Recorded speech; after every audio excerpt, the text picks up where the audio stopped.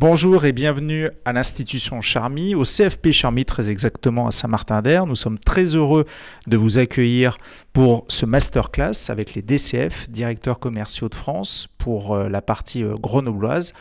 L'institution Charmy, c'est plusieurs entités, l'école, le collège, le lycée, le centre de formation et sciences tech. Nous nous accueillons aujourd'hui à Saint-Martin-d'Air. Je vais laisser la parole à Florian Gossorg, le président du DCF, qui nous font la gentillesse d'être là pour ce masterclass sur l'assurance. Richard Comte, le présentateur, va tout vous expliquer dans un instant. Et avec moi, Florian Gossorg, donc le président du DCF de Grenoble, pour cette soirée. Merci. Eh bien, bonsoir à toutes et tous. Je suis très heureux aussi de vous accueillir à l'institution Charmy à Saint-Martin-d'Air. Je suis Florian Gossorg, président des DCF à Grenoble. Les DCF, c'est le mouvement qui fédère les dirigeants et managers de la fonction commerciale. Nous sommes 2500 membres en France, répartis dans plus de 90 associations. À Grenoble, nous sommes partenaires historiques de l'institution Les Charmy depuis quelques années. Et c'est à ce titre-là que je suis très heureux de passer la parole à Géraldine Dacruz, qui va vous parler un peu plus de formation qui concerne, on va dire, le sujet de ce soir, que l'on va traiter dans quelques instants. Merci à vous et bonne soirée. Bonsoir, donc Géraldine Dacruz. Je suis référente de toutes les formations qui concernent donc le secteur de l'assurance.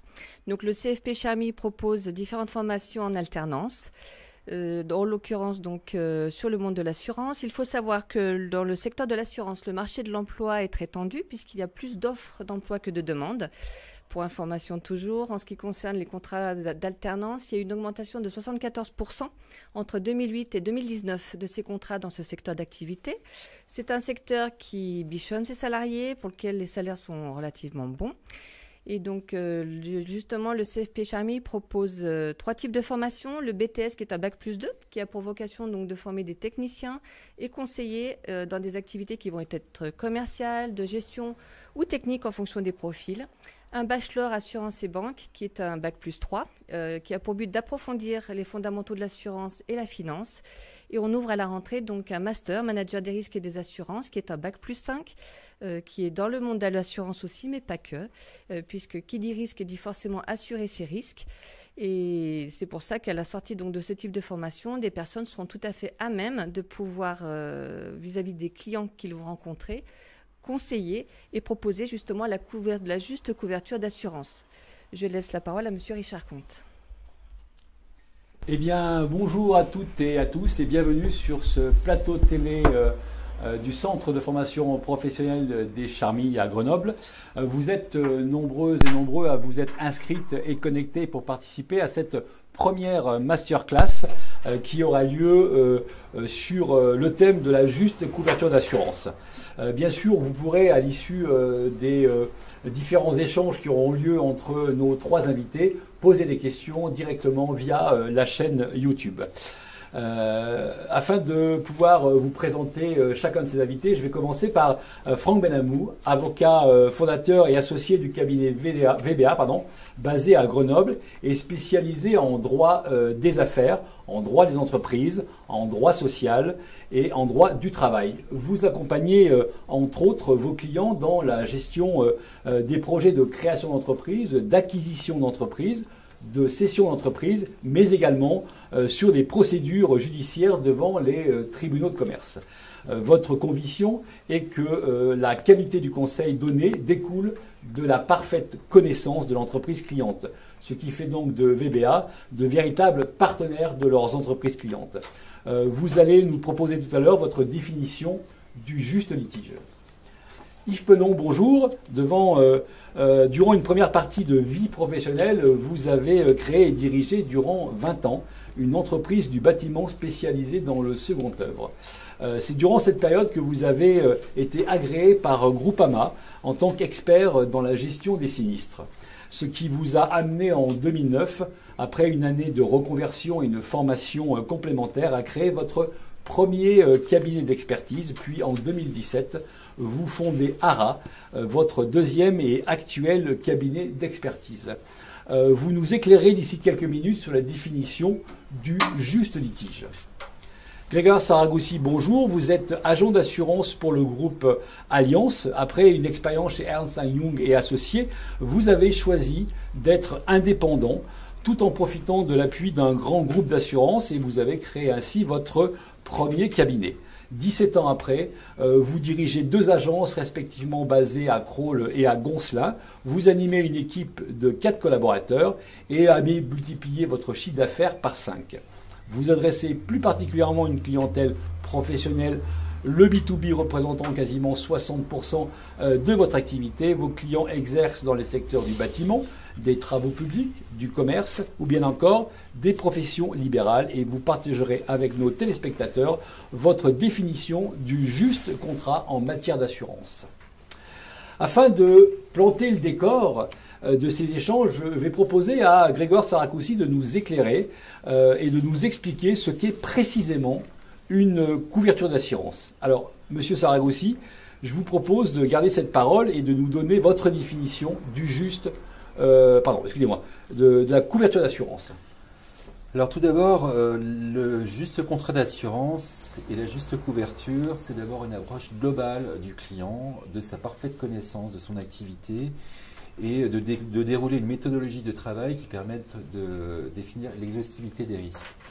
En premier lieu, les assurances de responsabilité, notamment de responsabilité civile, qui permettent de bien comprendre l'activité de l'entreprise, où sont les facteurs de risque. En second lieu, les assurances de dommages, c'est-à-dire des bâtiments, des machines, des flottes automobiles, ce genre de choses.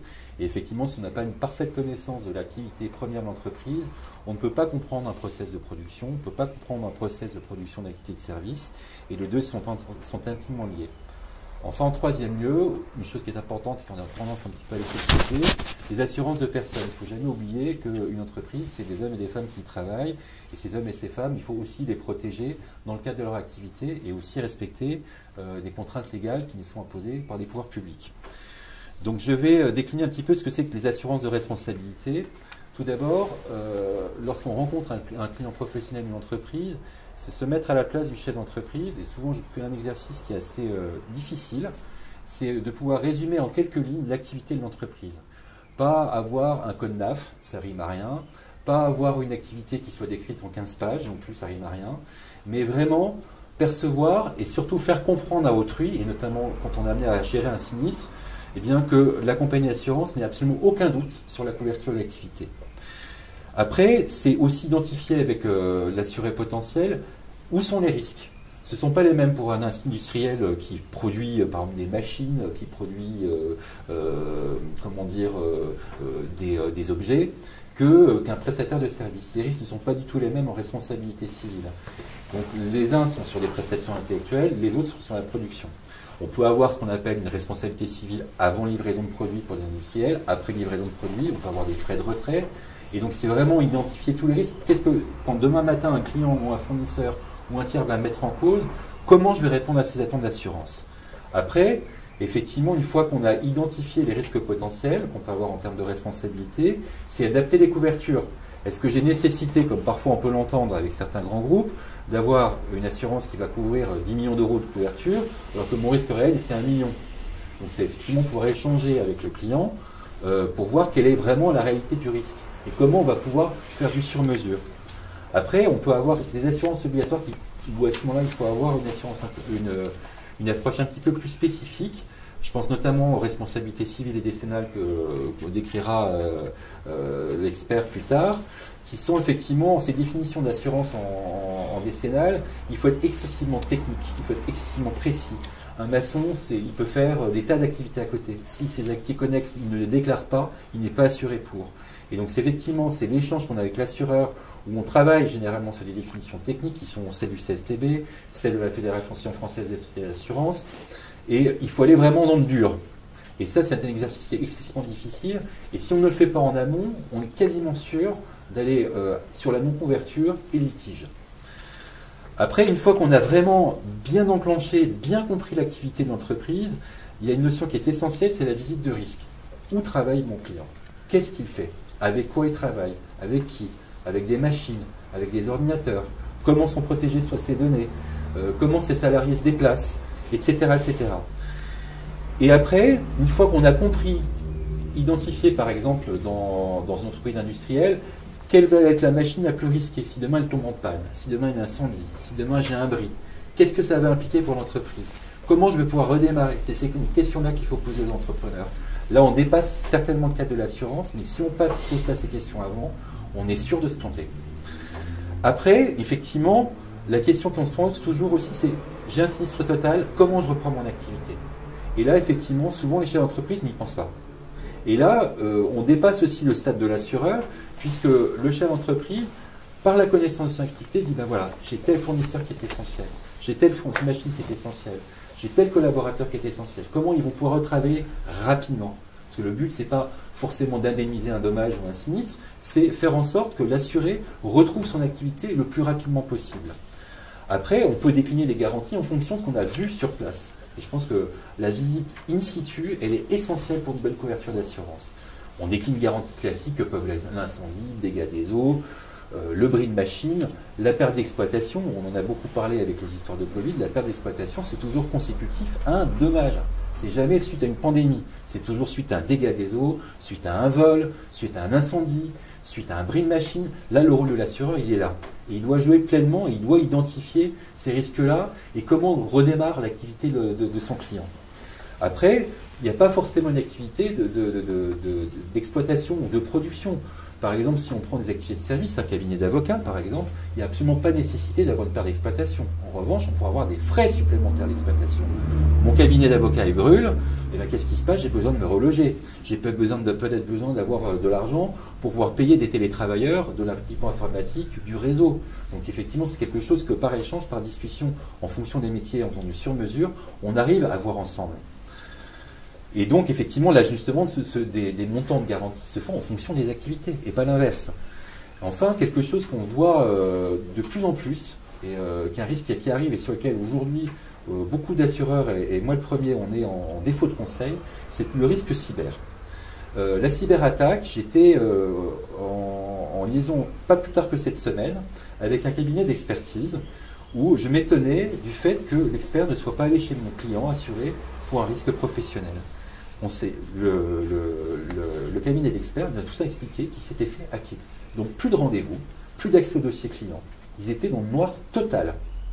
Donc c'est pour ça que je donne un exemple qui vient en pleine liaison avec mon collègue expert, c'est que le risque cyber aujourd'hui il existe pour tout. On pensait autrefois que c'était des banques, que c'était des grosses entreprises, et même sur des TPE le risque cyber existe. Donc ça aujourd'hui c'est une problématique qui est encore à ses débuts, mais qu'il va falloir développer très fortement.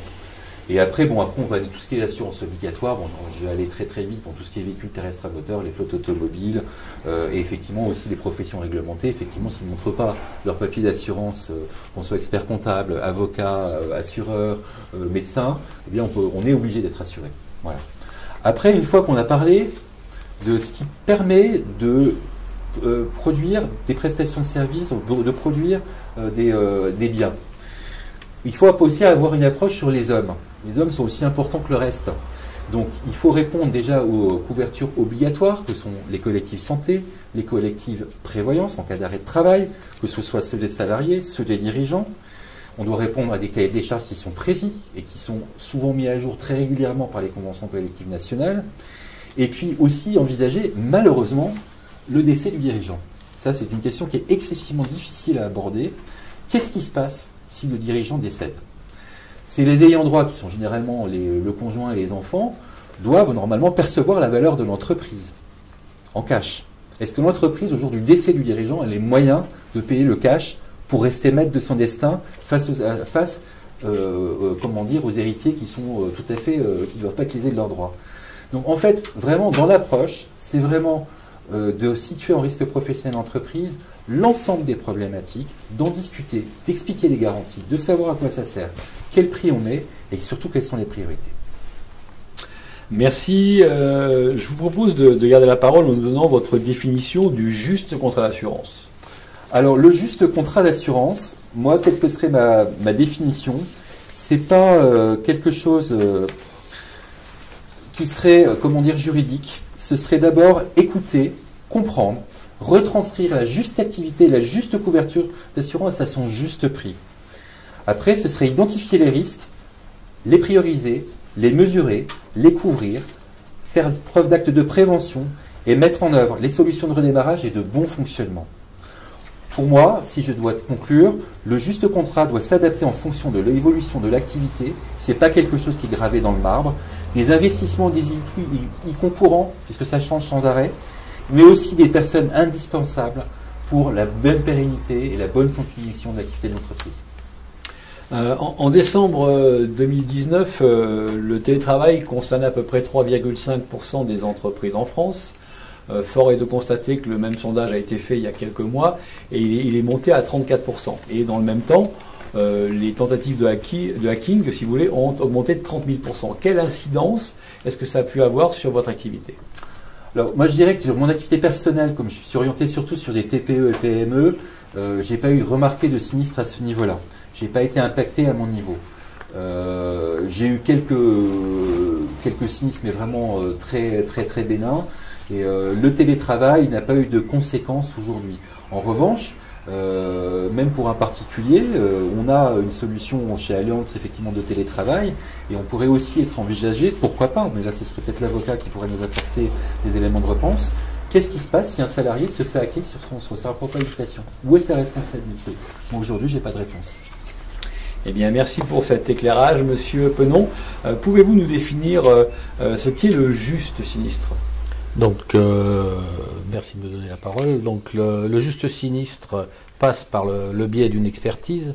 Donc, je vais commencer par le statut de l'expert qui intervient donc pour les compagnies, soit en tant qu'expert de compagnie, soit en tant qu'expert indépendant. Les contrats sont donc multiples et variés. Quoi qu'il en soit, l'expert intervient mandaté par une compagnie d'assurance. Il intervient pour la compagnie, dans le cas des dommages, des assurances dommages, des assurances responsabilité civile, le cas des tout risques. Il intervient aussi pour l'assuré, éventuellement, dans le cas des protections juridiques, par exemple. Il intervient là, donc, dans l'intérêt de l'assuré, du réclamant. Il peut également intervenir pour compte commun, ce qui est un cas particulier pour l'assurance construction, dans le cadre des contrats dommage-ouvrage, où là, il doit donc représenter à la fois l'assuré, mais également les entreprises susceptibles d'être responsables de ce sinistre. Il est l'intermédiaire principal entre les intervenants étant les lésés, les supposés responsables de l'accident, et les compagnies d'assurance. Il peut y avoir une seule compagnie concernée, comme plusieurs, et donc des échanges sont nécessaires. La mission de l'expert donc débute déjà par la prise de connaissance du dommage allégué par un assuré. Il doit rapidement prendre connaissance du dossier, ça c'est un impératif, pour éviter toute aggravation. Soit aggravation pour le risque des personnes, la sécurité, il est bien entendu hors de question d'attendre qu'un bâtiment s'effondre quand on est informé qu'il est fortement fissuré, mais une fissure ne nécessite pas forcément une intervention très rapide des assurances, voire ne sera pas garantie du tout, la déclaration étant très difficile à appréhender puisque fait par un non-sachant. Un non-sachant va vous déclarer une fissure grave structurelle alors que ce sera simplement à caractère inesthétique, ou vous déclarez une fissure inesthétique alors qu'il y a une atteinte grave à la solidité des ouvrages. Par exemple les chutes de balcon où les signes avant-coureurs sont très faibles.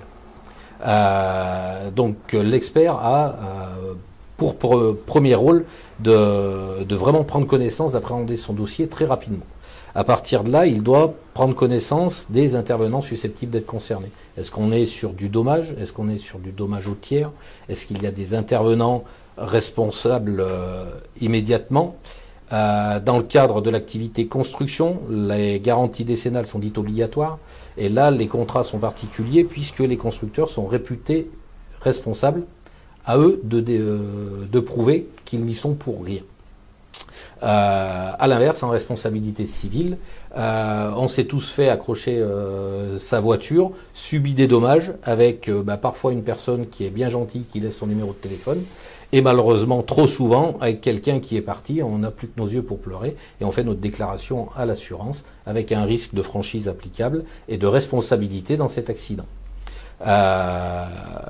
Donc voilà, l'expert doit définir qui est susceptible d'être concerné et donc devrait être convoqué à une réunion. Toutes les réunions ne sont pas forcément contradictoires. On peut faire un simple constat. Il y a un dommage, un dégât des eaux pour exemple dans un appartement. Le dégât des eaux provient de la toiture de la propriété même. Il n'y a pas besoin de faire de constats contradictoires opposables à d'autres personnes. L'expert va intervenir pour estimer les justes travaux de réparation en fonction de l'état de l'habitation elle-même, et la compagnie devra indemniser, franchise applicable ou non. Dans ce cas-là, on est dans des dossiers qu'on va qualifier de relativement simples, assurance dommage. En responsabilité civile, les dossiers peuvent commencer à se compliquer puisque la responsabilité civile engage la responsabilité d'un tiers dans la plupart des cas. Et là, il faut identifier le tiers et pouvoir justifier de sa responsabilité. Une réunion contradictoire donc, va être obligatoire. Des convocations, des temps de délai de convocation sont nécessaires. Je reviens au fait que s'il y a un risque à la sécurité des personnes, notamment, l'expert doit avoir fait prendre les dispositions nécessaires à l'assuré par l'intermédiaire de la compagnie ou pas, en préfinancement. À partir du moment où la réunion est organisée, l'expert fait un constat des dommages, ce qui lui permet de les estimer. Soit dans le cadre toujours du dommage simple, il est à même d'estimer lui-même le juste prix des réparations. Dans le cadre de la construction, où je suis plus spécialisé, on connaît les prix marché, on connaît les prix au mètre carré. On est à même pour un petit sinistre d'évaluer le sinistre rapidement. Pour des dommages plus importants, on peut avoir affaire à ce qu'on appelle des sachants, des sapiteurs, qui vont faire des études pour les solutions de réparation, une équipe de maîtrise d'œuvre éventuellement, et une étude poussée pour pouvoir répondre, que ce soit à une panne ou un dommage quelconque. À partir de là, il faut également donc limiter l'aggravation et puis évaluer clairement le coût du sinistre total. Et il faut aussi, dans le cadre du respect du contradictoire, si des tiers sont impliqués, les convoquer à chaque réunion et les tenir informés de l'avancement du dossier, afin qu'il n'y ait pas de difficulté pour la prise en charge du dossier in fine. Il faut bien entendu, dans le cadre de cette procédure-là, vérifier les garanties mobilisables. Comme l'expliquaient d'autres collègues, les assurés doivent présenter les risques encourus du fait de leur activité. Les risques sont différents dans un garage qu'un cabinet d'avocats, puisqu'on l'a cité tout à l'heure, ou qu'un constructeur qui, lui, va être présumé responsable. Et donc, les garanties ne sont pas toujours mobilisables non plus. On doit en informer la compagnie et l'assurer très rapidement dans le cas où il faudrait avoir à chercher un tiers. Dans les cas les plus simples où les garanties sont mobilisables moyennant franchise, il s'agit, une fois l'évaluation financière du coût des réparations faite, trouver un accord entre les intervenants pour la prise en charge. Les assureurs ne sont pas toujours pour faire avancer un dossier facilement et veulent éventuellement rechercher d'autres compagnies pour partager la part du gâteau. Le rôle de l'expert, c'est justement d'informer très clairement les compagnies sur le risque encouru par chacune et leur pourcentage le plus rapidement possible de risque sur un dossier.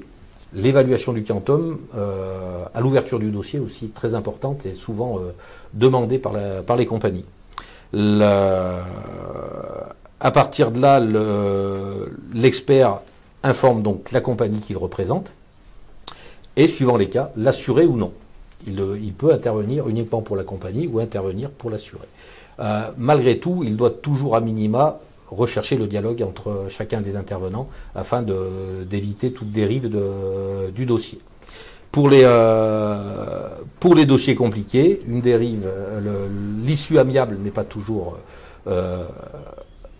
possible, et donc à partir de là, on peut aboutir à une issue plus contentieuse où Maître Benamou donnera sa position sur le sujet.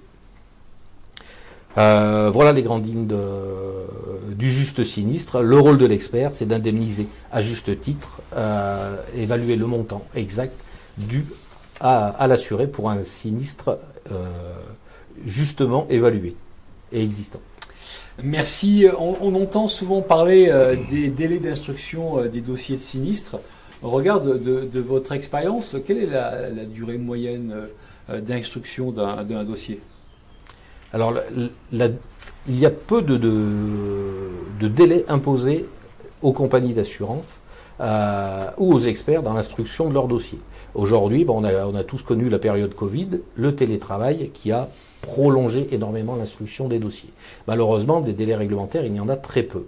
J'ai évoqué l'ouverture du dossier qui est très importante, notamment pour la data sécurité, où là l'expert, la compagnie demande systématiquement une réponse très très rapide de la part de l'expert pour pas qu'il y ait une aggravation du risque. Un mur qui menace de s'effondrer sur une route pourrait s'effondrer sur une voiture. Est-ce qu'il faut immédiatement neutraliser, obtenir un arrêté de péril pour neutraliser cette route, pour éviter qu'il y ait atteinte à la sécurité des personnes? Là, la compagnie nous demande de réagir très rapidement. Une fois l'aspect sécuritaire réglé, malheureusement, il y a peu de délais. Les seuls contrats, à ma connaissance, qui imposent des délais rapides sont le cas de l'assurance dommage-ouvrage, qui intervient en complément des assurances dites obligatoires des entreprises de construction, où là, à 60 jours, après la déclaration par l'assuré, la compagnie doit s'être positionnée. Elle doit s'être positionnée soit sur une garantie, soit sur une non-garantie. C'est vraiment une réponse binaire. À partir du moment où le dossier non garanti, le dossier est clos pour la compagnie, si le dossier est garanti, un délai de 30 jours est donné à l'expert supplémentaire pour évaluer l'indemnité. Ce sont des délais donc extrêmement courts s'il y a la moindre étude, la moindre consultation d'entreprise à faire pour que la compagnie puisse indemniser. À partir de là, s'agissant d'une procédure amiable, on peut demander des prolongations de délai. Donc voilà pour les délais. Malheureusement, les échanges, malgré des experts qui peuvent aller très vite, des compagnies parfois tardent à répondre aussi. On tarde à obtenir des réponses. On a tout dans le dossier. Et on a des compagnies qui tardent à donner leurs réponses, ne serait-ce que sur leur garantie. C'est-à-dire qu'on a une non-réponse pour l'assuré. D'où le risque de dérive judiciaire, encore une fois, parce que l'assuré harcèle, entre guillemets, l'expert, mais n'obtient pas de réponse, car l'expert lui-même n'obtient pas de réponse de la part des compagnies. L'assureur aussi, hein. L'assureur de terrain aussi est harcelé par le... Exactement. Et on n'a pas de réponse non plus, c'est vrai, je confirme. Cela peut arriver. À partir de là, les protections juridiques interviennent, parfois garantissent la prise en charge d'un expert d'assuré ou d'un avocat conseil pour une suite contentieuse du sinistre. Et là, à partir de là, Maître Benamou va nous expliquer la suite. Alors, je vais être un peu contrariant, vous allez voir. Oui. Merci. Il le faut. Merci, M. Benamou. Maître Benamou, comment définir le juste litige? À vrai dire, je ne crois pas qu'il y ait de juste litige, parce que déjà, en soi, le litige, il est toujours injuste pour la personne qui le subit. Donc, essayer de chercher le juste litige, ça va être un peu compliqué, parce qu'immédiatement, il y a une psychologie qui se met en place, quelle que soit d'ailleurs la façon dont le litige sera réparé, financièrement ou différemment. Il y aura toujours un sentiment d'injustice, parce que ça ne doit pas arriver, quoi. Une fois qu'on a dit ça, on n'a pas beaucoup avancé. Le juste litige, c'est celui qui va se régler, soit amiablement, et par tempérament, je trouve que ça peut être une bonne formule, soit judiciairement, avec le sentiment d'injustice le moins grave possible pour le justiciable, pour l'assuré, accessoirement pour l'assurance aussi, si elle n'a pas le sentiment d'avoir été au-delà de ce qu'elle avait pensé et devoir régler. Voilà, juste litige, pour moi, c'est celui qui se termine bien psychologiquement et financièrement, dans le sens où il faut qu'on ressorte non frustré, non abîmé de la situation, mais c'est quasiment impossible, parce que de toute façon, cette réparation-là, elle sera toujours imparfaite, même lorsqu'elle passe par la voie judiciaire. D'accord. Et un assuré qui n'obtiendrait pas gain de cause, a-t-il des recours possibles? Si il n'a pas pu obtenir un déclenchement spontané de la part de l'assurance et de l'expert qui aide à déterminer la réparation, il a la voie judiciaire, qui peut se refermer aussi. D'ailleurs, ce thème qui a été choisi aujourd'hui est particulièrement intéressant, parce qu'on a vu qu'on a une obligation de conseil, d'analyse en amont du contrat. On a des tas de mécanismes qui permettent d'être justement sur le juste contrat. Et pour autant, voyez-vous, personne n'avait imaginé la pandémie du Covid, de la Covid. Et donc on a beau faire les analyses, les audits, les cahiers des charges que l'on veut, il y a toujours quelque chose qui restera peut-être dans l'ombre, qui n'aura pas été envisagé ni même imaginé. Et donc c'est à cet instant-là que le contrat devient imparfait. Alors du coup ça me permet moi de faire le lien avec ce que je peux être amené à vous dire en tant qu'avocat dans ce débat. Alors justement je vous dis, je vais être un peu contrariant parce que l'aspect judiciaire c'est celui qui saute immédiatement aux yeux et on imagine tout de suite que l'avocat va intervenir dans le cadre d'un blocage et d'une impossibilité de trouver un accord amiable. Moi je plaide, si je puis dire, beaucoup pour que nous puissions intervenir bien en amont. Alors, bien évidemment, pas sur les contrats d'assurance, on va dire simples, standards, dont les enjeux ne sont pas forcément très importants, mais particulièrement en risque d'entreprise, il n'est pas idiot d'imaginer qu'on puisse être accompagné de son conseil, de son avocat, pour dresser par exemple le cahier des charges du besoin d'assurance, en coopération bien sûr avec soit le courtier, soit l'agent général en fonction du statut auquel on s'adresse. Donc dresser le cahier des charges, trouver les clauses peut-être un petit peu imaginatives, un petit peu originales, celles qui ne seront de toute façon pas dans les conditions générales, mais qui seront en revanche dans les conditions particulières. Essayer d'envisager le pire, y compris les scénarios les plus improbables, on en parlait à l'instant.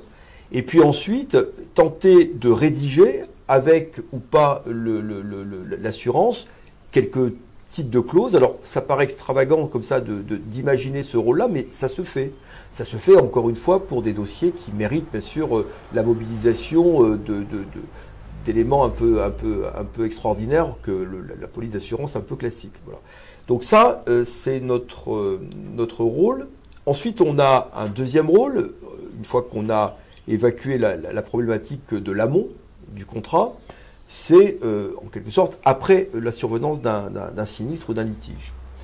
Et je pense qu'on voit assez souvent des dossiers sortir maintenant de manière amiable, surtout, j'allais dire, alors là je plaide pro domo, comme on dit, lorsqu'on est accompagné d'un conseil. Pourquoi ? Parce que la logique d'une assurance, statistiquement, c'est bien évidemment d'engager le moins possible sa garantie.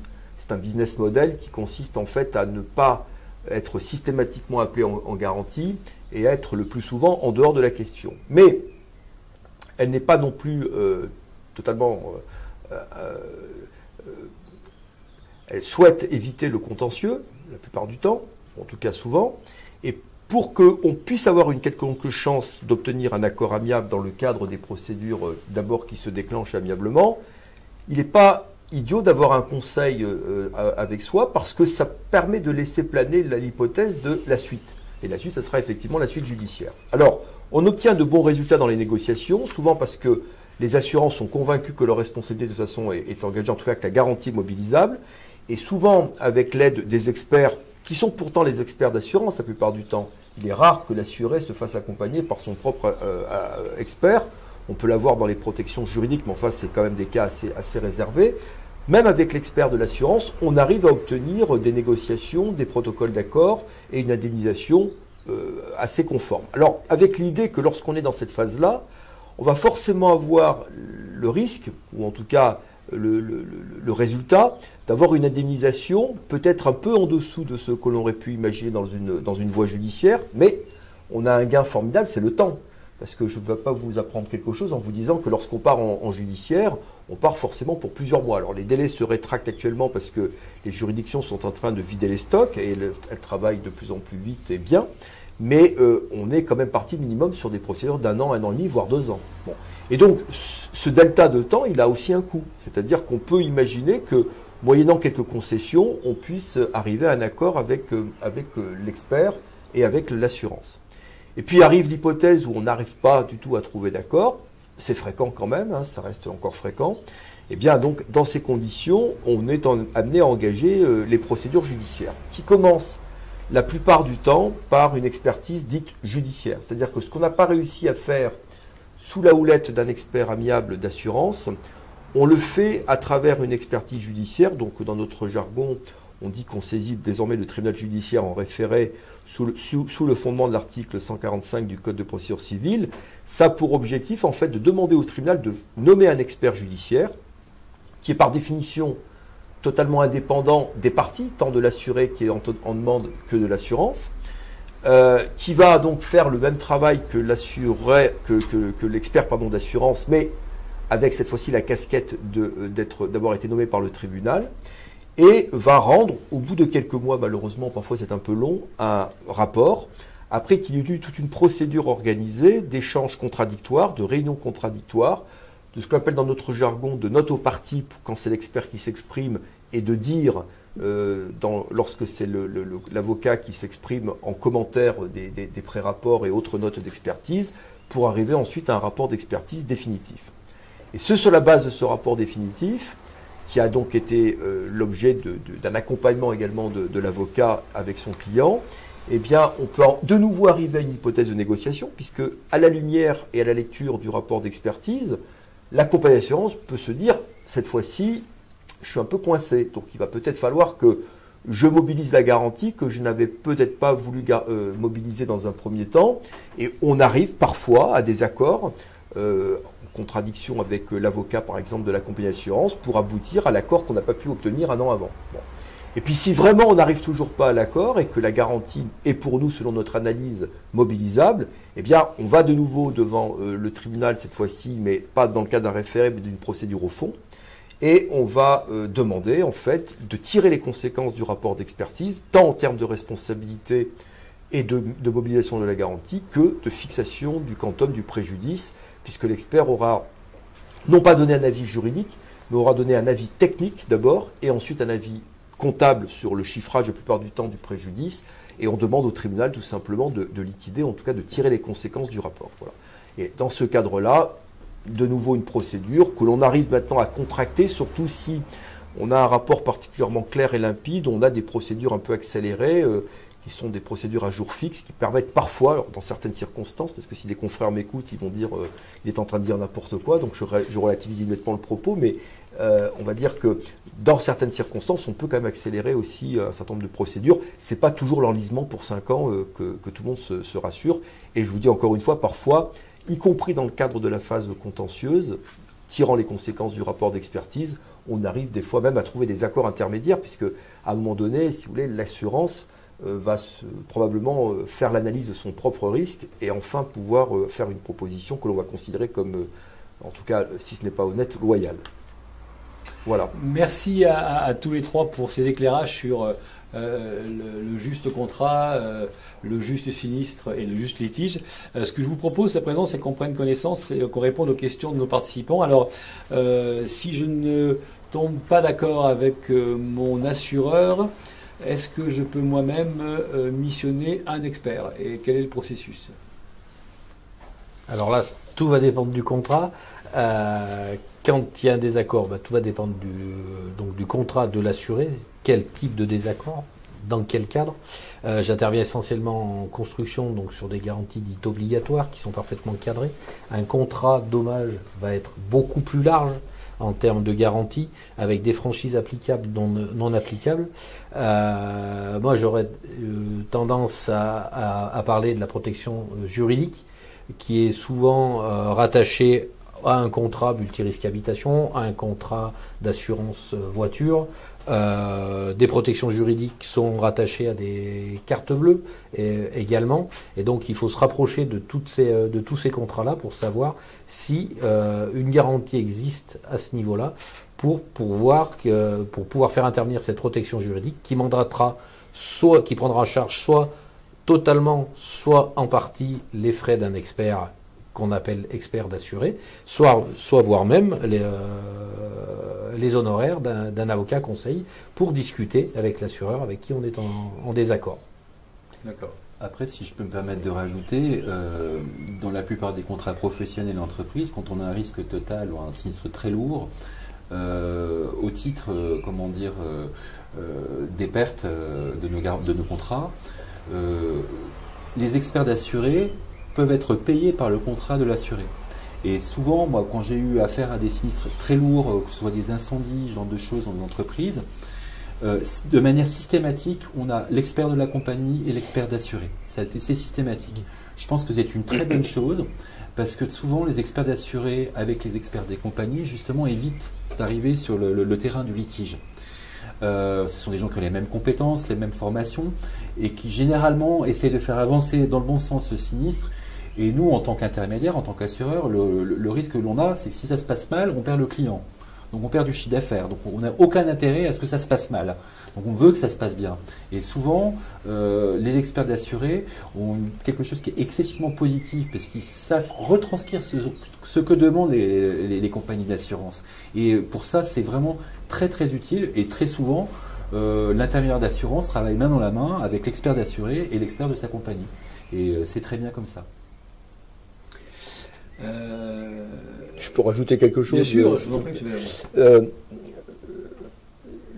La présence de deux experts, effectivement, est un plus, c'est évident. Et alors, bien sûr, on le voit essentiellement dans des dossiers de fort sinistre où les enjeux financiers sont tels qu'on ne doit pas se poser de questions sur l'accompagnement, y compris d'ailleurs de l'avocat, dans la phase de médiation ou de conciliation dont on a parlé tout à l'heure. Et effectivement, ce qu'il faut avoir à l'esprit lorsqu'on est un assuré qui a besoin de ces services-là, c'est que dans l'enveloppe d'indemnisation, on va pouvoir intégrer et les frais de l'expert d'assuré, y compris les frais de conseil et d'accompagnement. Donc il ne faut pas, je dirais, craindre d'être bien accompagné à tout point de vue, parce que de toute façon, si on va seul sur cette discussion avec uniquement l'expert d'assurance, ce n'est pas leur faire offense que de dire qu'ils sont partiaux. Ils sont nécessairement partiaux puisqu'ils sont missionnés par la compagnie d'assurance. Donc ils ont quelque chose à apporter en termes de compréhension du litige et de valorisation, mais avec forcément un éclairage plus intense que celui de l'assuré. Donc n'hésitons pas dans ces conditions à se faire accompagner, et si c'est un problème de coût, eh bien, effectivement il faut simplement l'intégrer comme un des éléments du préjudice qui doit être pris en charge par l'assurance. Très bien. Monsieur Sarré aussi, je souhaite changer d'assurance. Changer d'assureur, quelles sont les contraintes ou dispositions qui me permettent de le faire? Alors on a, tout dépend ce qu'on fait. Si c'est un particulier, c'est excessivement facile. On a de la loi Hamon, un contrat, un mois, un an, un jour, 30 jours après, vous êtes chez votre nouvel assureur. Ça vaut aussi pour les contrats santé, pour les voitures, etc. Après, lorsqu'on est sur de la multirisque professionnelle, sur de la responsabilité civile, sur la décennale, là, on doit respecter un délai de préavis qui est normalement de 2 mois avant la date d'échéance principale, par courrier recommandé avec accusé de réception. Et on peut avoir certains cas aussi qui nous permettent de nous exonérer de cette fameuse date anniversaire, qui peuvent être aussi l'augmentation de tarifs, on l'oublie souvent. Augmenter son tarif, ça permet à l'assuré de se libérer justement avant ces fameux 2 mois. Par exemple, si je reçois mon appel de cotisation le 15 décembre pour une échéance 1er janvier et que je me prends 10% de majoration, je suis tout à fait en mesure dans les 30 jours de demander à mon assurance de résilier son contrat pour majoration de tarif. Après, il y a les grands classiques qui peuvent être le déménagement, le changement de régime matrimonial, la cession d'une entreprise, la radiation, la disparition du risque. Mais le plus généralement, c'est souvent la date anniversaire qui fait foi. Après, c'est vrai qu'on peut regarder au cas par cas. Et ça, effectivement, le rôle de l'assureur, c'est de conseiller la personne qui veut qu'on change de partenaire, de lui dire ce qu'il doit faire. C'est son rôle, c'est de l'accompagner. Donc, on est là pour ça. Très bien. Maître Benamou, je suis en litige avec mon assurance. À quel moment est-il préférable de m'attacher les services d'un avocat? Je crois qu'on a un peu déjà répondu à la question. On va peut-être se répéter. Bon, de toute façon, une fois qu'on a fait la déclaration de sinistre, il y a le cas de figure assez optimiste, et qui est d'ailleurs pas si peu fréquent que ça, c'est que la garantie est mobilisée spontanément par l'assurance parce qu'elle ne fait pas de difficulté. Bon. En revanche, dès qu'on voit que ça commence à résister, c'est-à-dire qu'à la déclaration de sinistre, on n'a soit pas de réponse, soit avoir une réponse négative sur la mobilisation, il faut tout de suite se poser la question de savoir si on va plus loin parce qu'on est sûr de son bon droit. Déjà, une première lecture de la police d'assurance permet pour un avocat d'avoir immédiatement un sentiment de possibilités et d'opportunités pour le client. On a bien sûr les cas de figure en ce moment plus compliqués, notamment avec la Covid, où on sait qu'il y a beaucoup de procédures en cours contre les compagnies d'assurance parce que le risque n'ayant pas été expressément prévu, il faut à ce moment-là interpréter et contrarier les clauses pour arriver au résultat, mais sur les cas où la clause est correctement rédigée et où la garantie est à l'évidence mobilisable, s'il n'y a pas de proposition amiable de l'assurance, oui, bien sûr, c'est à cet instant-là. Donc on va dire qu'en 2-3 mois, logiquement, on sait si on va être obligé de passer à vitesse supérieure ou pas. Très bien, merci. Il est l'heure de clôturer cette masterclass. Je vous propose, messieurs, de conclure en 1 minute, chacun à votre tour, pour débuter, monsieur Saragosi. Alors c'est vrai que j'ai trouvé cet échange très, très intéressant ce soir d'avoir plusieurs éclairages. Et on s'aperçoit en fait que ce soit l'avocat, l'expert ou l'assureur, je perçois dans le discours de chacun une bienveillance vis-à-vis des assurés. Et effectivement, il ne faut jamais oublier qu'on est à leur service et que effectivement, ce qui est important, c'est pas de dire la vérité. Ce que disait Maître Benamou, il a parfaitement raison. C'est-à-dire que quand on voit qu'on a un litige avec son assureur, si ce litige il est fondé, l'avocat va dire très très vite si la garantie est mobilisable et si on peut poursuivre plus loin. Si cette garantie n'est pas mobilisable parce qu'on a espéré que, ça va être plus compliqué.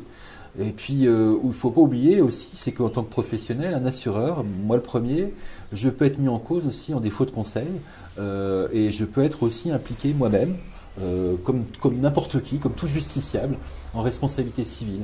Donc je pense qu'il faut rester très humble, très modeste et essayer de travailler en bonne intelligence et en équipe. Je crois qu'on n'est pas les uns contre les autres, mais on est les uns avec les autres.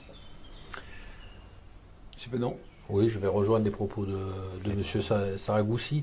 Je vais préciser sur le rôle de l'expert, puisque je suis là pour ça. C'est vrai que l'expert nommé doit faire en sorte que les échanges soient permanents entre la compagnie, l'agent ou le courtier que j'ai oublié tout à l'heure de citer plusieurs fois, l'avocat s'il est déjà dans la boucle, mais que les échanges soient permanents de façon à ce que le dossier ne s'enterre pas comme on pourrait dire, et que l'assuré n'éprouve pas le besoin d'aller plus loin dans la procédure. Donc il faut le tenir informé, il faut aussi tenir informé les compagnies, et puis notre rôle pour la plupart des cas, c'est vraiment de dire à l'assuré, il faut un petit peu de patience, les dossiers ne sont pas simples à régler.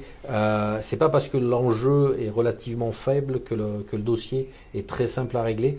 Et donc, il faut un peu du temps, il faut du temps aux gestionnaires de compagnie pour instruire le dossier, vérifier les garanties applicables, etc. Il faut un petit peu de patience quand on a affaire à une compagnie d'assurance, dans la limite du raisonnable. Mais voilà, c'est un point important. Tout de suite monter sur ces grands chevaux à 1 semaine, 15 jours, est pas favorable à une issue rapide du dossier, justement.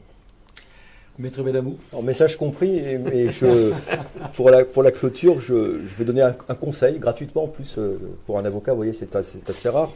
Donc je m'adresse aux chefs d'entreprise, puisque en fait c'est la partie sur laquelle j'interviens, y compris en matière de responsabilité. Lorsque vous avez signé votre police d'assurance, votre première police d'assurance, quand bien même elle aurait été bien étudiée, bien analysée, bien auditée, rangez-la, mais sortez-la périodiquement, 1 fois par an au mois ou 1 fois tous les 2 ans, pour la relire.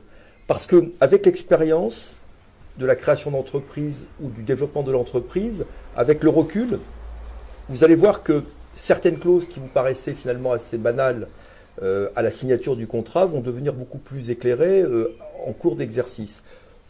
Les niveaux de garantie, parce qu'entre-temps on a doublé le chiffre d'affaires, donc peut-être que les garanties ne sont plus les bonnes. Je sais que vous vous êtes amené à faire, vous en tant qu'assurance, un certain nombre de relectures ou de repropositions, de reformulations, mais il n'est pas interdit que le chef d'entreprise, très responsable, le fasse lui-même aussi, de relire son contrat. Et il va s'apercevoir que des clauses qui lui paraissaient évidentes à la signature deviennent moins pertinentes et doivent être adaptées. Donc relisez votre contrat périodiquement, vous verrez que ça devient beaucoup plus limpide. Merci donc au CFP Les Charmilles de nous avoir mis à disposition ce bel équipement vidéo. au club des DCF de Grenoble d'avoir co-organisé cet événement, à nos 3 experts de nous avoir permis de mieux comprendre les enjeux de l'assurance, et surtout merci à vous tous pour votre présence et vos questions, votre interactivité à cet événement organisé, je vous rappelle, dans le cadre du partenariat entre le DCF Grenoble et le CFP Charmilles. Bonne soirée à tous, prenez soin de vous. Au revoir.